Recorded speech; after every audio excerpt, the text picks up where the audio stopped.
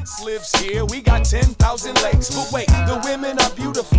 To me they are. And we're not infested with pretentious movie stars. And it hit me, Minnesota is dope. If only simply for not what we have, but what we don't. Welcome to 10 Minutes. I'm Tony Scott. Joining the studio today, Peter Odney. Peter, glad to have you back on the show this year. Thanks for having me. I didn't know if my contract would get renewed, but here I am. It was very close. It was very close. Yes.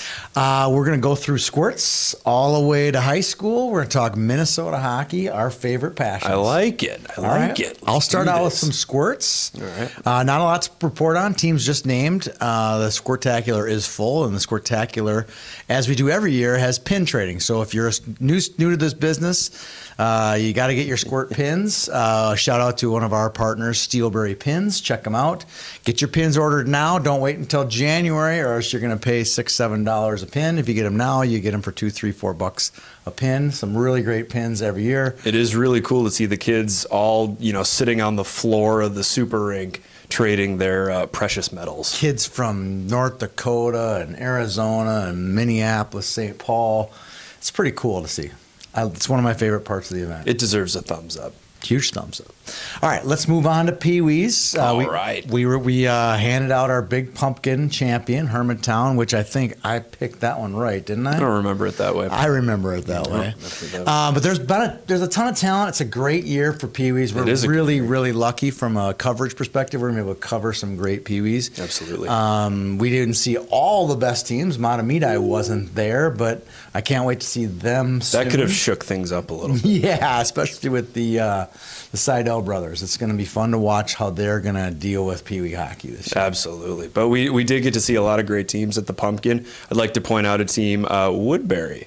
They were runner-up. I don't know how many Pee Wee teams can run 3 full lines and 3 full sets of defenders. Yeah, we only have 2 sets. Two sets. Oh, but I gave you too much credit there. But 2 sets, and it's a really good blue line. I feel. Listen to any of the broadcasts. It was just me talking about the great defenseman from Woodbury. And being able to rotate 2 legitimate number 1 goalies, that helps too. Yeah, it was good. Both of them, Carlson and Haji, were great. Yeah. So early in the season, everybody should get a chance to sit between the pipes. Great team, Woodbury. The team that stood out to me was Moorhead. They lost to Stillwater. They fell off the map. Third period of their play-in game with Stillwater. They were up 5-4 and lost like 9-5. But since that game on, they had some great games. They beat Blaine in one of the most epic pumpkin games in the history. It was very cool to see. I want to say Carter Kerr, where Colby Creer had the game-winning goal in overtime, and just the place shook. The North Rink over at the Sports Center just shook, and it's one of the better. We heard it in the South Rink. Yeah, you could hear it at the Youth Rink, across 2 blocks down. So, shout out to Moorhead. That's the team that I like. The player that stood out to me was obviously the leading scorer, Austin Bermick. Austin's a kid that's just an offensive machine. He broke the record. He did. For points and goals. So hats off to Austin. Had a great team. How about you? Who stood out to you as a new guy that really wasn't on our radar, on the quarterfinal day, Jack Kupich and I were relegated to the other arena to watch the one quarterfinal game over there. And it was Andover and Osseo Maple Grove.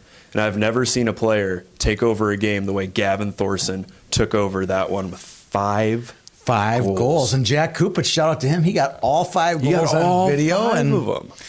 We were lucky enough to have Justin Moss in the room with us to put together a fun little video for Gavin. Several high fives were traded while putting together the video. Putting it together, because none of us knew what we were doing. It turned out okay. I thought it turned out great. Turned out just fine, ad-libbing it. So, all right, let's move on to Bantams. A lot of Bantam hockey going on right now. We had our top 10 posted last week. We have the Pumpkin coming up. We have our Pumpkin picks coming up. Blue Ox. Yeah, I'm sorry, Blue Ox. The Blue Ox coming up. Sorry. Blue Ox picks, Blue Ox, coverage coming up this weekend. But before that, you got a chance to see a ton of the Minnesota Bantams at the Centennial Preview, and you got to see them also in Chicago last weekend. Tell me what you saw. Tell me about the Osseo Maple Grove loss in the finals at the 15U level. That's playing up. They're playing up into the 15U level. They're playing up, and let me tell you what I like about that. Whether you go 6-1 like Osseo Maple Grove did, or 0-5, it's a good barometer to see where your team is early in the season. I mentioned to a coach In a 60-game season, does it really matter if you go 60-0 versus 55-5? At some point, you just want to work out some kinks early in the year. But seeing Alcio Maple Grove make a run like that, playing up, it was pretty cool to see. Speaking of runs, Edina also made a run. Their deepest run in the World Invite. They got to the semifinals and finally ran out of gas against, was it Mission? It was Mission. And going up. It was close in the first half of the little mini game. In the second half, it was. Kind of just got away from them. Final score, I believe, was 6-2, but that's not indicative of how close the game was. I think Mission had one or two empty netters near the end. You have to. It's a mini game. Right. They only play 2 15-minute periods, so you really got to. If you get down in those games, you got to start taking some chances. So you got to pull your goalie. We've seen goalies pulled with 10 minutes left in the game before. You have to. There's just nothing to do about it. So, it was much closer than the actual final score. So that's a couple teams that stood out to us that we've seen over the early part of the season. There's a surprise team out there. Is there? I think Rosemount isn't a team that is really on my radar or our radar. We didn't even have them in our preseason top 10. We announced our top 10 after the Blue Ox, got it right that time. We announced our teams after that. I guarantee they're going to be in the top 10. They tied Edina. Their only loss is to Wayzata. This is a team I think that's going to really surprise. Luke Lewandowski's playing Bantams. He's going to have a great season this year for the Irish. Watch out for Rosemount. 1 loss in 5 games. Rosemount's sneaky. They're not that's sneaking up on me, but they could sneak up. They're still sneaking up on me. Absolutely. All right, moving on. Let's talk a little girls hockey. All right. You put out your girls high school preview today. I did. Talk a little bit about what you see, what you like, what obviously. Even a layman knows that Blake and Edina are the top teams. I opened up the article. I'm like, oh, Blake and Edina. I was hoping for something different, but there's a lot of to chew on there with that article here. Frankly, they could have been number 1 and number 1A. Yeah. The fact that it was number 1 and number 2 is only because Edina won the Class 2A state title last season. I forgot how much I love research when putting together these little previews. But the top 2, Blake and Edina, obviously. Blake making the jump from Class 1A where they've won. Is it 5 of the last 6 or 4 of the last 5 state championships? It's a lot. I don't know. I'm not sure. Just a bunch. So there's those 2 teams. Who's the lucky number 3 in this whole deal? I mean, is it Centennial? The lucky Gabby number Hughes 3. is really good. That was close. I would have to check and get back to you on who I picked as number 3. Oh, you don't know off the top of your head. That's fine. I'm sorry. I'm so sorry. No, that's fine. But who stands out to you? Who are some teams besides those 2 teams that stand out to you? I will say that Centennial does stand out because of that duo of Gabby Hughes and Annika Linzer. Unfortunately, Gabby committed to the University of North Dakota, and then they cut their program. So now Gabby and Annika are both going to go to Minnesota Duluth. So the coaching staff up in Duluth got a gift with both of those commits. But Centennial is up there. Andover is a team that I think people should keep an eye on. So much talent coming up from the 15U and the 12U levels over the past couple of years. You couple that with some veteran players like Claire Butorak. I hope I'm saying that right. And you have a team that I think can make a run in that section. Yeah, Peyton Hemp is going to be one of those players to watch right out of the gates. Right. She's just clearly one of the best, if not the best, 03 players. That makes her young, but at the same time, Peyton has got some serious rockets on her skates, and she'll make just some damage early on in her high school career. The Huskies will howl. Speaking of Hempstead Huskies, I was up in Andover. They hosted a set of games, a showcase up at Andover Arena and Blaine Super Rink. I saw some action on Sunday. Beautiful arena. Yeah, it is nice. The games I saw were over at their rink number 6 at the Super Rink. I wouldn't put in the same category as. It doesn't have a subway? No, it does not have a subway. Andover swept. They won all 4 games. They are probably the class of 12A hockey this year. Typical Andover. But Edina will look really good. They have some, they're a real deep team. I think that's a team that will be right up there with them. Then we haven't really measured up anyone else. I really like this Orono Westonka team. They lost to both Edina and Andover. But watch out. They got a couple of great players, and they got a couple defensemen that are really good that can defend and move the puck pretty If you're going to take 2 losses, I'll take 1 each against Andover and Edina. That's not bad. Not bad. All right, so now we're done with girls hockey. Let's talk a little bit of boys high school hockey. What's got you super excited for this year's boys season? Is it the Mr. Hockey? You know, because it's not like this beginning last year. We knew who Mr. Hockey was going to be. Now there's some debate on Mr. Hockey. There's some debate as to who the top team is. Everyone says Edina. Someone says it feels like the East. field is more wide open this year than it has been in a very long time, and it feels like there's a lot of parity. I think there's 3 teams at the top, and then there's 3 teams that could beat them, and then there's a lot of unknowns.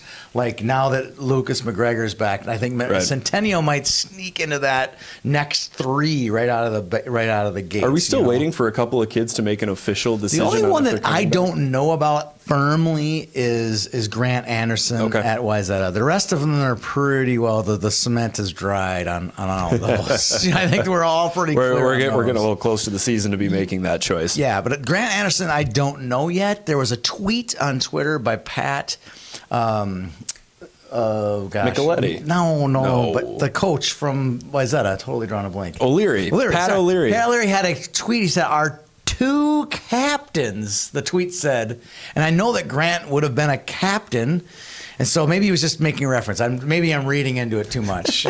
Both captains or whatever, but I'm thinking that Grant might be staying in the NAHL playing in Janesville, but we don't know. That's the only one that's out there. We don't know. Rumors flying. So let me name those 3. So I think Duluth, East, Moorhead, Edina. Those would be the 3 that you could easily see in the winner's circle. Top 5 all season. Right? Those 3, right? Everything goes to plan. And then the next 3 are going to be the Minnetonka, St. Thomas, maybe Holy Family. You know, if I'm looking forward to something, I think I'm looking forward to Minnetonka to see if those Bantam state champions can take it to that next level and start playing the way they did when they were in Bantams at the high school level. I think that's going to be a really deep team, and they won't surprise many. They won't even surprise you. It wouldn't be surprised if they could beat Edina. I will say one that of the 9 times they're going to play this year. Having Edina, in my mind, firmly entrenched at number 1, I think it's good for high school hockey. Oh, yeah. Like having Alabama at number 1. Everybody's got to have a number 1 to throw stones at, and I think Edina plays that role really well. All right, let's talk a little bit of Tier 1 hockey. Dun, dun, dun. Tier Tier 1, there's a few different things to report on. Obviously, Gentry, you saw this past weekend. Did see Gentry this weekend. They weekend. were runner-up in the CCM to the same team that beat Edina. They ran into the Mission buzzsaw. Yep, they both did, really. I mean, at the end of the day, they lost. And that's not even the top Mission team. They're losing. They don't have Tyler Haskins. As of right now, a little birdie told me that they are down their 2 top players. Tyler Haskins from Rochester, Minnesota, is still injured. He won't be back until, I guess, the first of the year. So that team will be even better than they are right now. Scary. Okay, let's talk a little girls. Tier 1, 14U's, the District 10 team. They qualified for state in a dominating fashion. I was up in Plymouth when they qualified. And then the District 3 team lost to Shattuck in a really good game. I was jumping up and down, screaming and hollering for the 14U District 3 team. It was just a really well-coached team. Connor Clark was coaching the team. And he just put together a great game plan. They were just this close. If you take a loss, take it to Shattuck St. Mary's at the 14U. Yeah, it was good. Really good effort by their team. Hats off to them. And then we talked about Gentry. So we kind of cleaned up a little bit there on the Tier 1 front. Little housekeeping. On Tier 1. Let's talk about our subject of the day. It's got to be Bantam commits. Within the last, probably month, since if you go back to Chaz and Cruz Lucius, September 1st. So September 1st to today, we've had 6 kids commit, 5 boys and 1 girl. Let's name them really quick. Chaz and Cruz Lucius is probably the most well-documented. Then Stark Tribune, KSTP, you name it. Those 2 are well-documented. And then Brock Faber was Kyle next. Kukkonen. And then Nicholas Williams. Nick Williams from Edina. They've all committed. And then, 2 days ago, Vivian Jungles. 2-time Pee Wee Challenge MVP, Vivian Jungles. She commits to the Gophers a couple weeks after her sister Tella commits to the Gophers, and their brother Jet commits to Northern Michigan. I wonder what it's like to have that talented of a family. I mean, the dinner table, like, where are you going to college to play hockey? That's pretty cool. The first family of hockky, is it the Stalls? Or is it the Jungle I think Clan? It could be the Jungles. Thunderdome. Jungle Dome. It is the Jungle Dome. Well, congratulations to them. It's a pretty big couple of weeks for them having their 3 kids, 3 of their kids. Great players to watch. Commit. So Any thoughts on that early commit stuff? I like it. I don't think that it's anybody's decision but the families, frankly. And the people. Isn't it way too early? Okay, if you really think it's that early, then you've been ignoring college football commitments and college basketball commitments for the last 20 years. So if it's not your kid, I agree. My take on this is it's an arms race, right? And Robert Master Simone and Grant Silanoff 2 years ago committed to Boston University and Notre Dame in September. That's barely news. But if Chaz and Cruz Lucius do it, it's just like, the world just came to an end. Well, there was no different. There was no difference between the commits. Right. And it felt like everybody had a panic attack as soon as the Lucius committed. And it's a verbal commitment.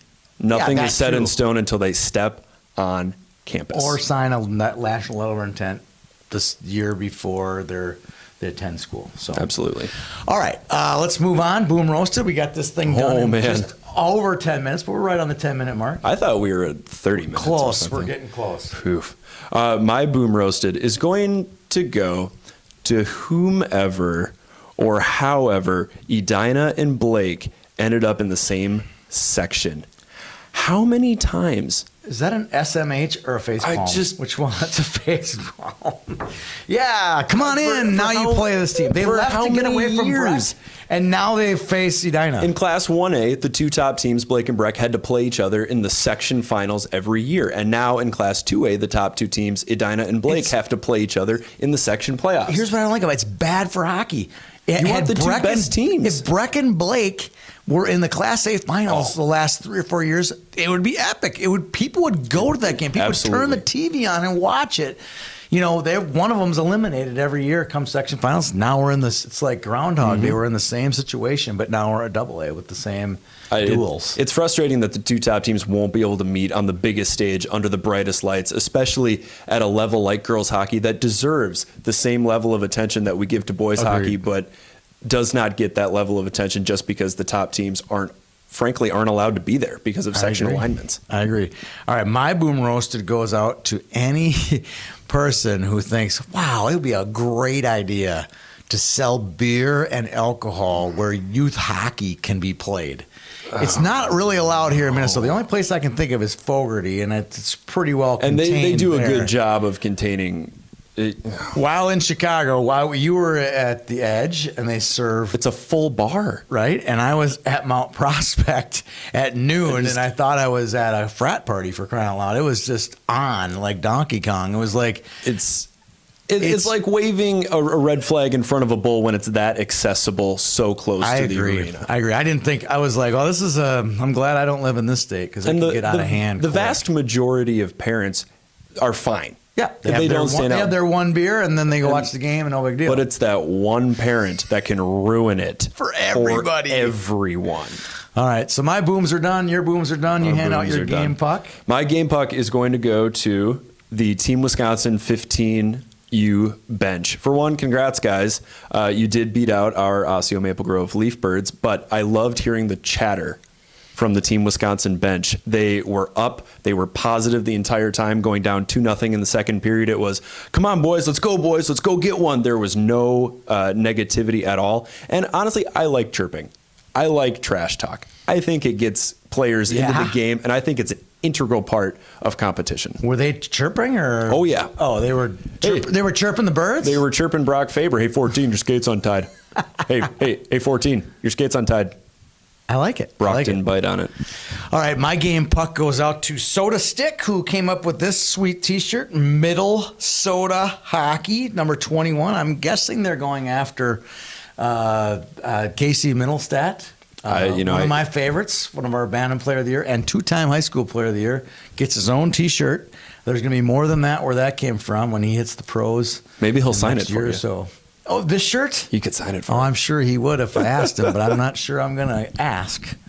I might even give it to him because I don't really need the shirt after the shirt off your back. I do like it. Thanks to the Soda Stick people for sending me the shirt. And check out their website. They got a lot of cool products on there, sodastick.com. I'm putting in my order tomorrow. For Pete Rodney, I'm Tony Scott. Thanks for tuning in. And if you ain't gonna leave, cause this is where you're from, say